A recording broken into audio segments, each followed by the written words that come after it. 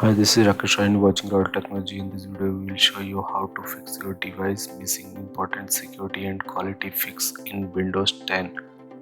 So let's start. Click on Start menu on Setting and then search Troubleshoots.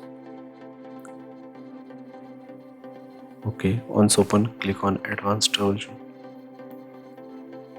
Now click on Windows Update and run the troubleshooter. It will take time.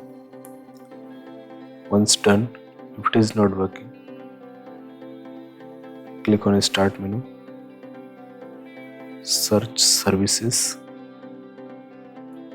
open it,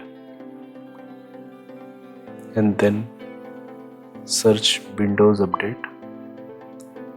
Right now it is disabled or manually. Right click on it, open Properties. Now it is manually.